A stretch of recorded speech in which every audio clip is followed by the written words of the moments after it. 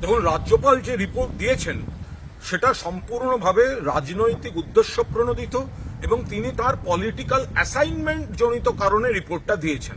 প্রথম কথা, তিনি জানেন পরিস্থিতি নিয়ন্ত্রণে, অর্থাৎ এই অবনতি যদি হয় এই কথাগুলো আসে না। দুই, রাজ্যপাল এটাও জানেন যে ওই সীমান্তবর্তী এলাকায় সীমান্ত রাখার দায়িত্ব তাদের স্বরাষ্ট্র মন্ত্রকের, বিএসএফ এর।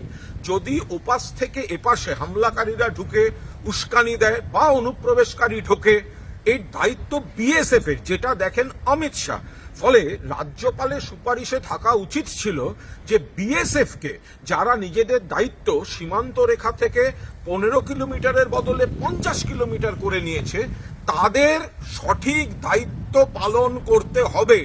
সেই সুপারিশের বদলে তিনি বাংলাকে একটু ইঙ্গিতপূর্ণ কলুষিত, একটু বিজেপিকে খুশি করার মতো একটা সুপারিশের ইঙ্গিত কি ইঙ্গিত, যদি কিন্তু এইসব লাগিয়ে তিনি যেটা করেছেন এটা একটা রাজনৈতিক পত্র, উদ্দেশ্য প্রণোদিতভাবে লেখা।